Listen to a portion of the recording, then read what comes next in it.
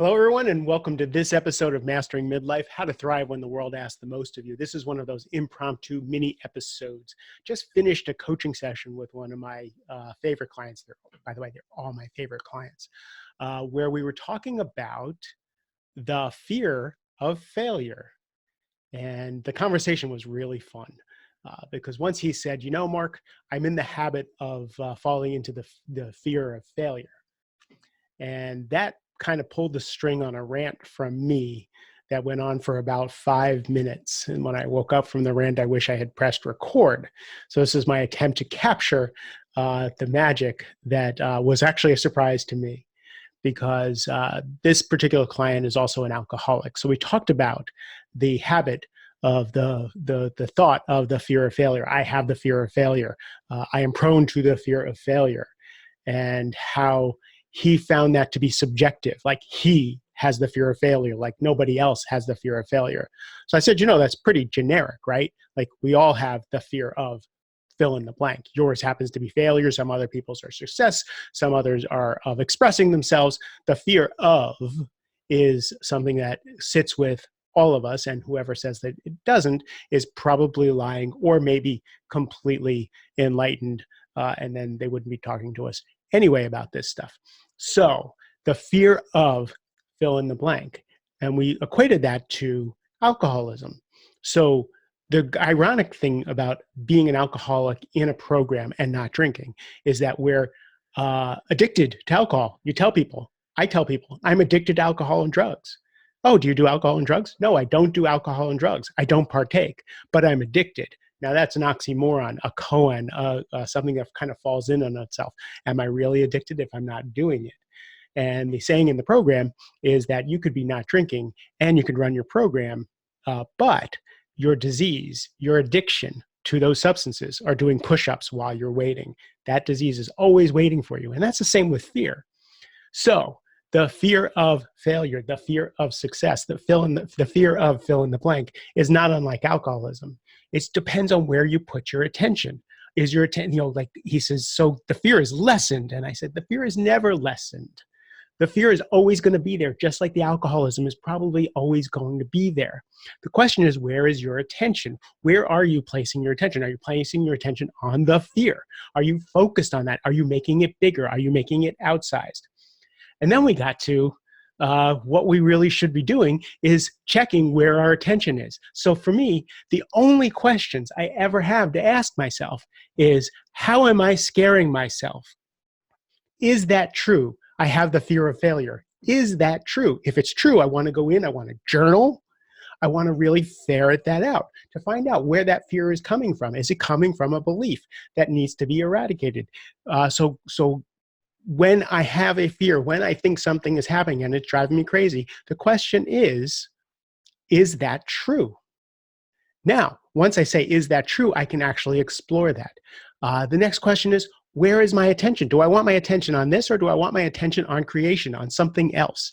Do I want my attention on God, to my centering, whatever it is that has me feel safe and creative and expansive? I have the habit of focusing on when I'm scared, when I'm small, catastrophizing.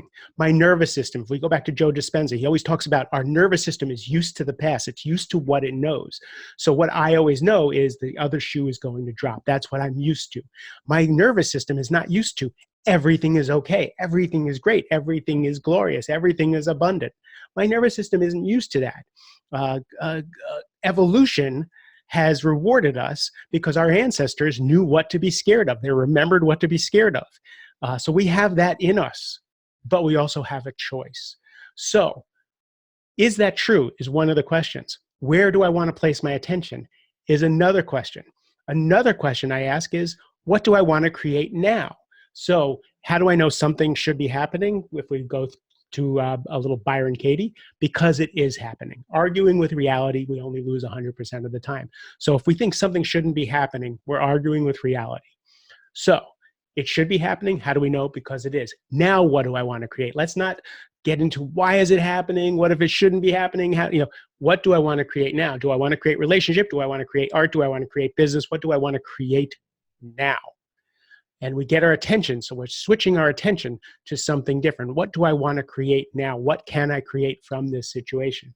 The next question that we have is, how am I scaring myself? I always ask that question. If I'm scared, I'm doing it to myself. So how am I scaring myself? What am I making up about the future that is scaring myself? What am I making up about the past that I'm holding on to and making bad about myself? So the next question is, I'm reading off my whiteboard right now as we spoke, because I wrote this all down right after the conversation with my client, because I just thought it was really interesting to put this in a succinct fashion. What do I really want in this moment? That's another question that goes before, what do I want to create? What do I want? Do I want freedom? Do I want to feel bad about myself? What it is that I want, and do I want to change that? So let's go through those. For me, at any given moment, the only thing really to be doing is to wiggle my fingers, wiggle my toes, get present in the moment. That's the first thing. Then I breathe from my belly. So I get present in the moment. I realize that I'm off in the future or off in the past, and I breathe. My breath slows my physiology down. It'll slow me down here just talking to you, right? So I breathe and I get present, whatever that means, right? So we get present, and then I ask myself the questions. What do I want to create in this moment? Is it art? Is it business? Is it legacy? Is it relationship? What do I want to create in this moment? What can I create in this moment?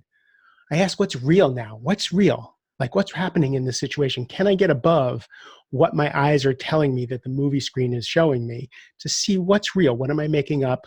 What can I ascertain in this situation so I can get some grounding in reality? The next is, how am I scaring myself?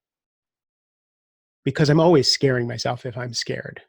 Very, very few times is the saber-toothed tiger or the bus about to run us down.